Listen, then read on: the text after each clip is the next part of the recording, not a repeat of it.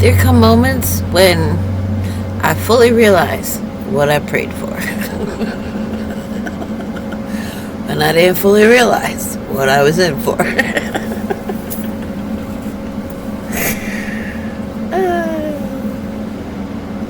So I was listening to a video, a much needed one,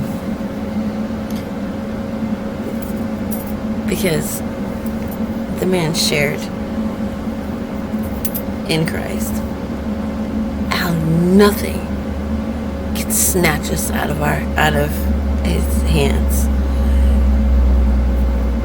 The Father gives him once, puts that seal on that forehead. There is nothing. Nothing.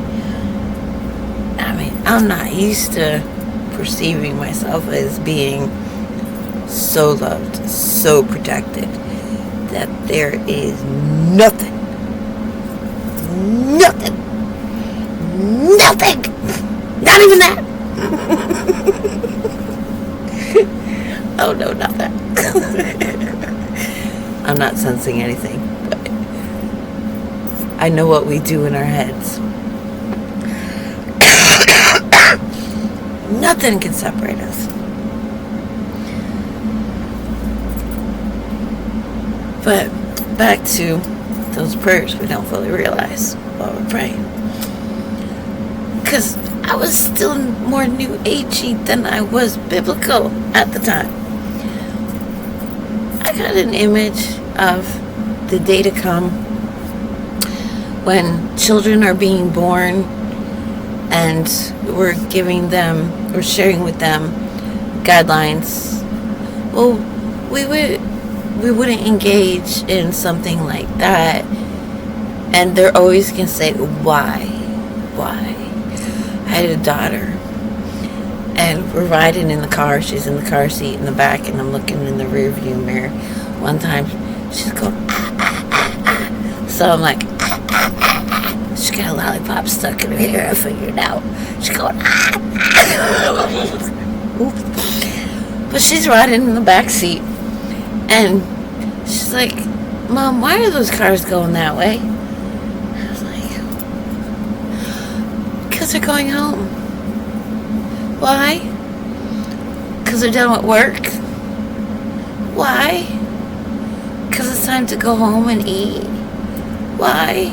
Because that's where they keep their food. The refrigerator's full of the food that they like. Why? Because that's their home. Why? Because they like it there. It's built in a good place where they're comfortable. Why? So the whys will be coming. And I know this. And I prayed that I would be brought through it so that I could be a witness. I can testify why. And it's just impacting me now, because then there was this nice little bubble around me where there were good people, and the nastiest that you came across was the landlord who donated to the organization that pays first month and security deposit on apartments for people who get Section 8. And he happens to own those apartments, and he will find an excuse to evict them so he could keep the security deposit and whatever was given to him, so he doesn't have to return it, so he gets his money back. And so, oh, poor people, they're so horrible, you don't want to rent to them, they just destroy the place. No. Oh, they bring trouble, they're bad tenants. No. So that's the worst. Now I'm aware of cannibalism, ritual sacrifice, toxin, nanobots, all brain control. This right here, they don't even need a camera anymore because the AI has learned to interpret the radio waves. Okay, not even the 5G, the radio waves coming through here and interpreting them. It knows where you are in your house at all times, so they don't need any spy cameras or extra technology. They just need you to have an internet router somewhere close. When I prayed that prayer, when I made that offer, when I had that desire, I did not know what I was asking to live through, and to witness, and to see, and to know. There are some things we shouldn't have to know. Oh, cover my ears, cover my eyes, come on. So, yeah. But that's still, because the rapture keeps coming up. And I know that we have to shed the sinful skin like a snake shedding, or a lobster. If you don't like illustration, the lobster sheds its shell. Man, we got a heart. We living in this world. We got that defensive protective shell on.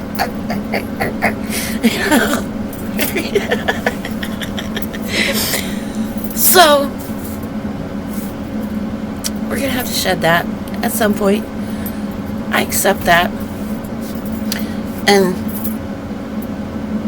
every spring I get an idea of circumstances that are gonna come, and it's never literal. Like one I called Raspberry Kisses, just because it was just the sweetest, tasted like raspberry kisses, spending time with a man, and then he got in his work truck and he left. So it was going to be a brief thing. And he turned out to be a migrant worker who I met, and we were both drinking raspberry margaritas, raspberritas. Okay. So this is what I mean.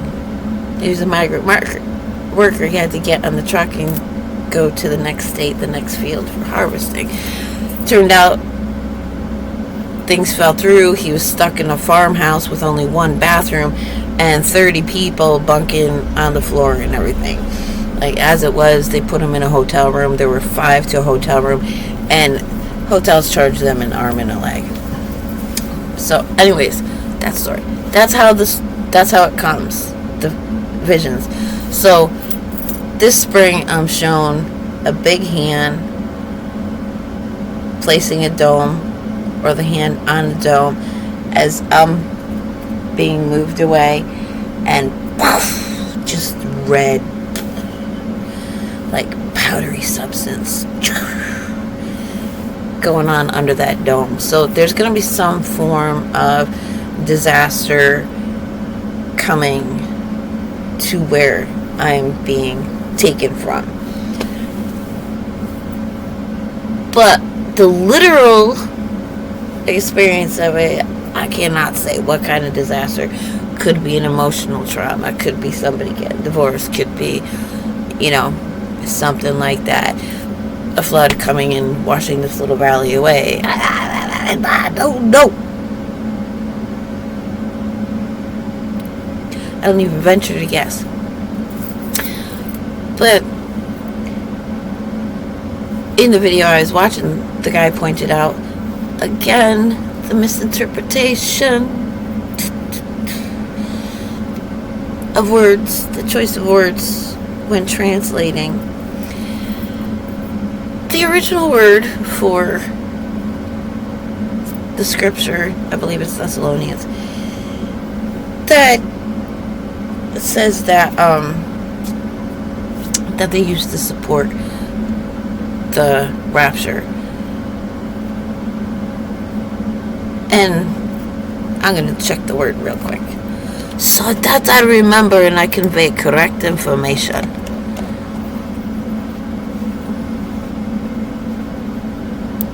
Yep. So it is a departure. So.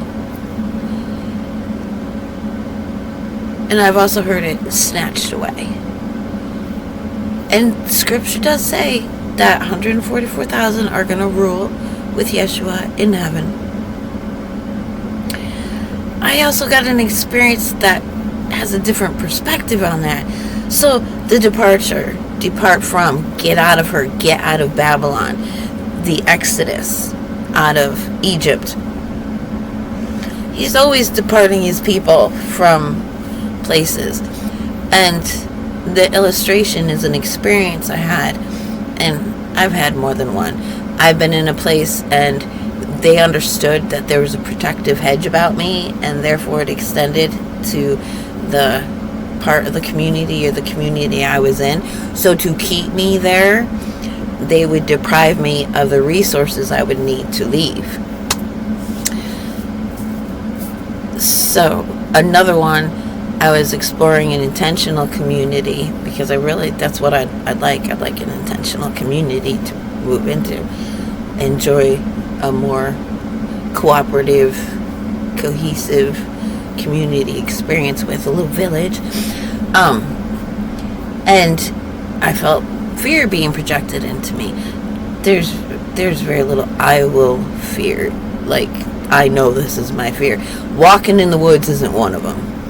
I always know when fear is being projected at me in the woods, because it's the only way it's going to come to me.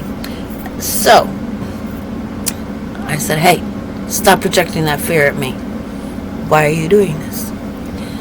The answer was, because they cannot bring the disaster upon this people that they wanted to while I was there.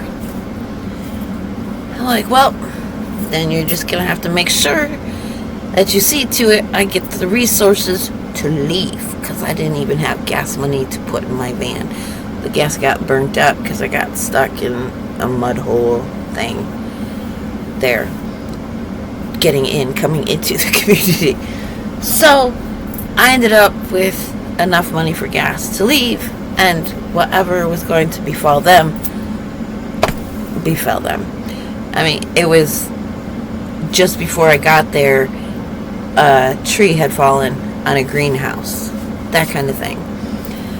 So, and they were the type that were messing with the chemical balance of the pond.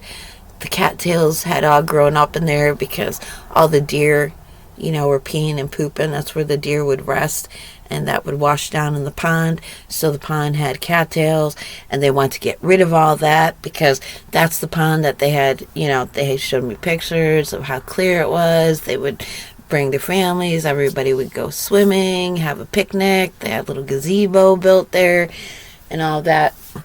So there was more disaster to come upon these people. My presence was a restraint. And so that is why people will try to prevent us from leaving.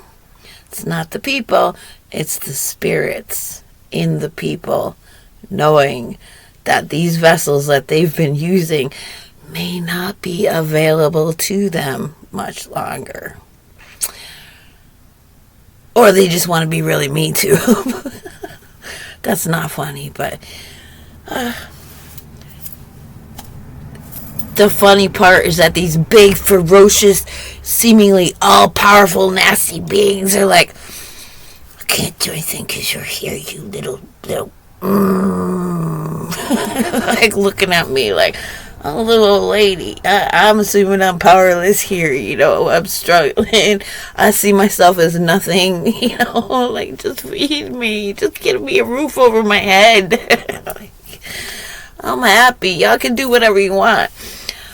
But no, there are certain things that cannot befall a community of any size, shape, or formation while I'm there. So that is why we are snatched out of communities. We are given to move. Like, we may not understand, like, finally meet a really good friend. Finally comfortable with my circumstances. I can get things done. I can focus on praying and singing and sharing some love. And nope, you gotta go.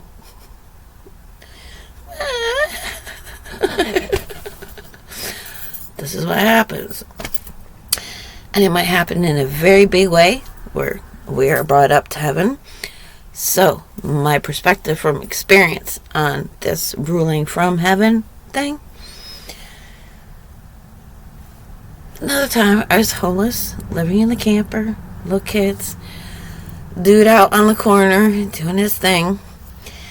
And lady goes and talks to him.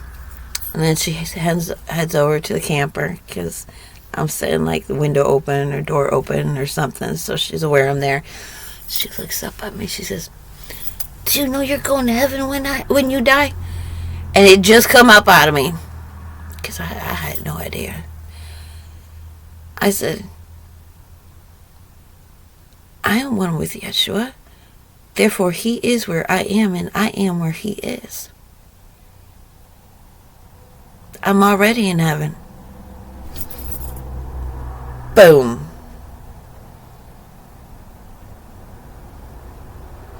We're communicating, planning in our sleep. It says in our sleep, that's when God talks to us and teaches us. And that's probably why the other day when my little itty bitty divine essence finally opened that door and let herself be carried up, and she's like, "Now remind me, and don't forget this one, and don't forget this one." You know how it is when little girls turn to be around 7 years old and they decide they're going to run the household. That's when you teach them to do their own dishes, do their own cooking, do their own laundry. "You don't like the way I keep the house? You can keep the house now." But they really want responsibility at that age. And it's hard to find responsibility outside the house because insurance doesn't let them volunteer or take a job anywhere. So, yeah. Diversion. Oh, squirrel. So, yeah. That's my experience, that I'm not going to take ruling from heaven, like literally. People, they think their destination is heaven. Others think their destination is paradise. I mean, Enoch, he's up there being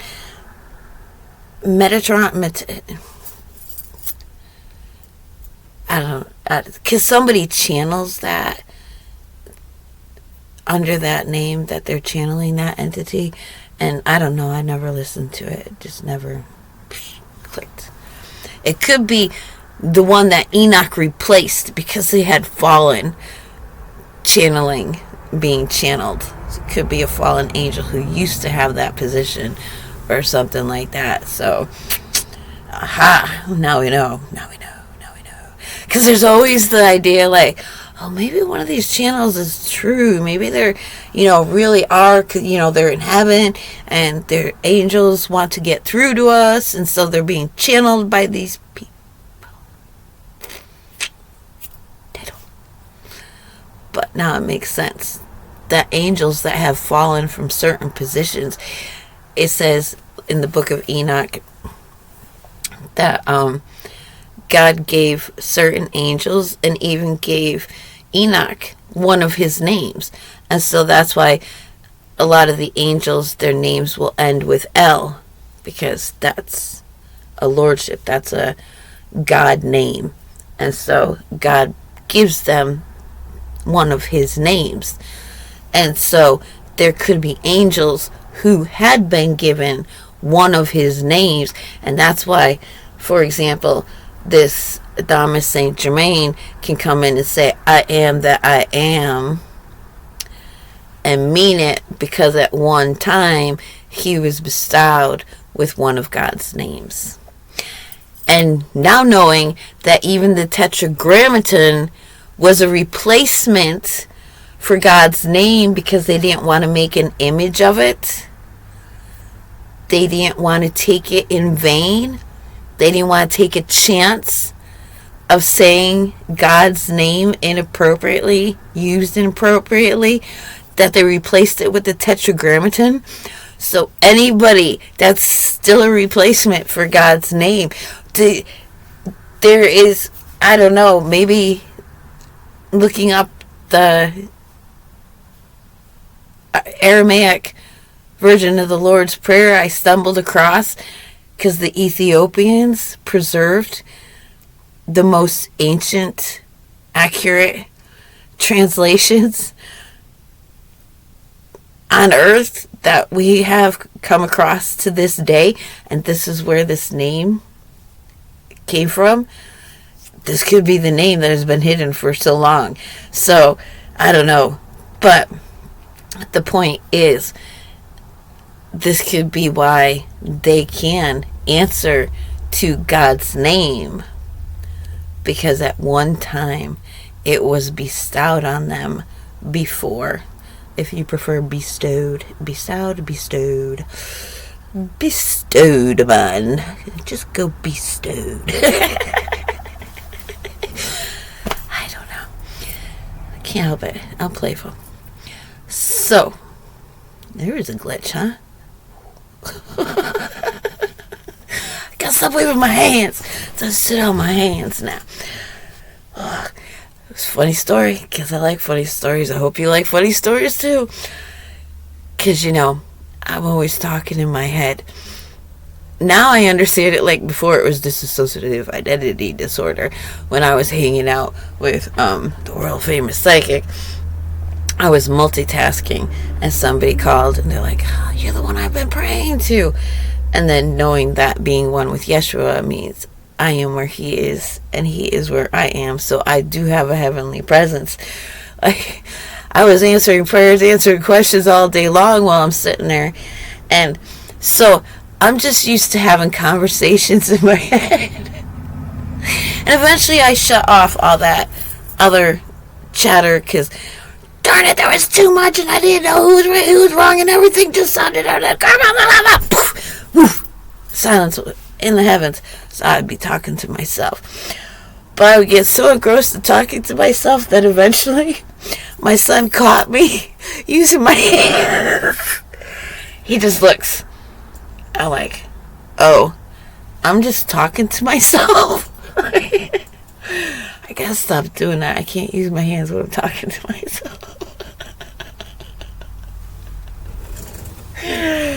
Now I don't debate so much in myself, because there are no longer so many selves in me to debate with. Now it's just, woo, okay. There we go.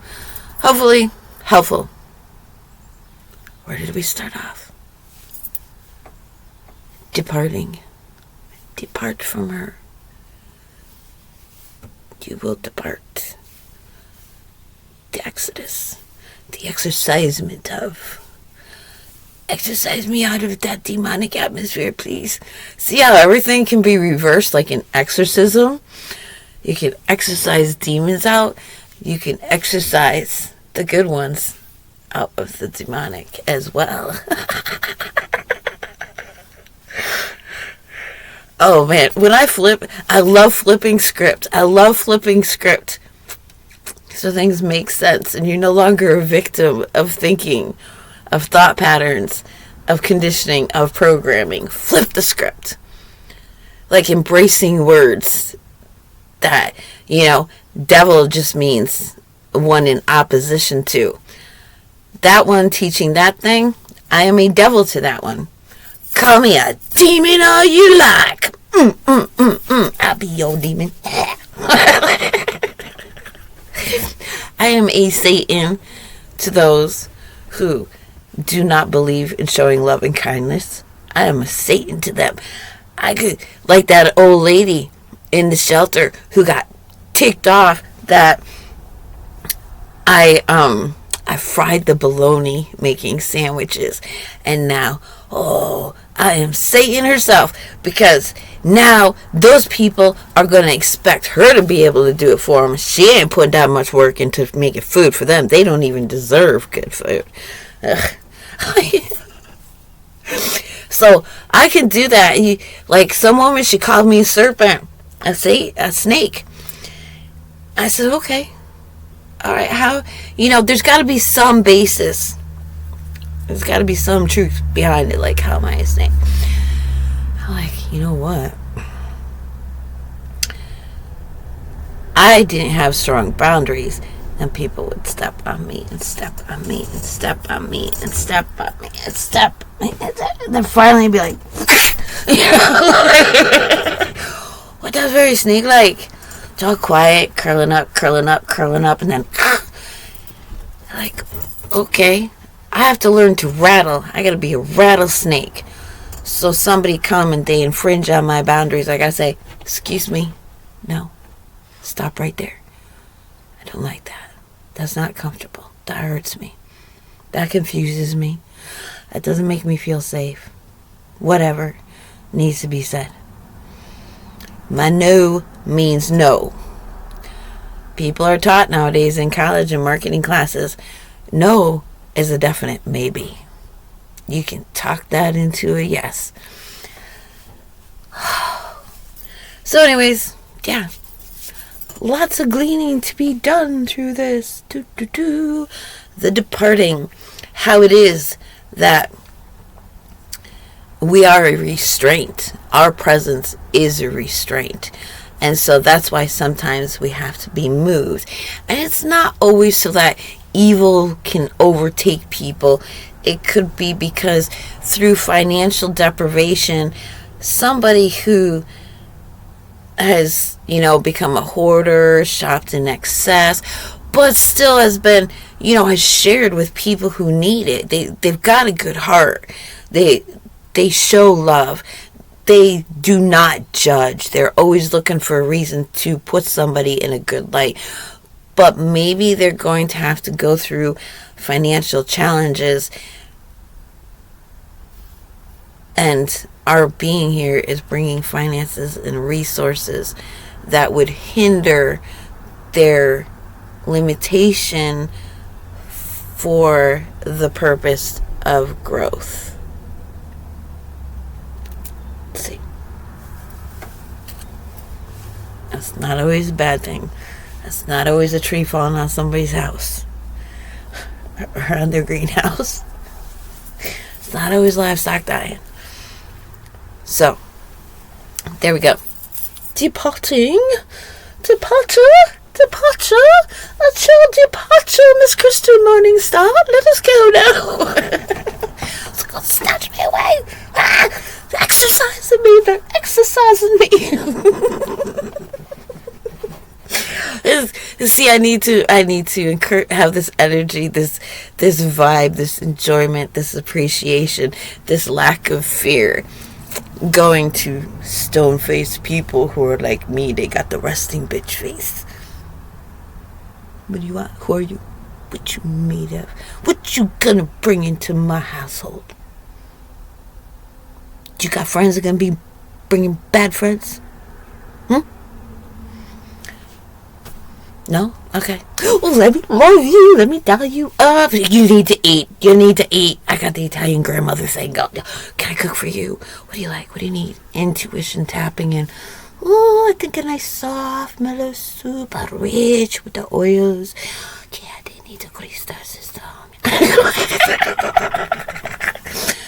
Alright, you get the picture, huh? You got the picture? Good.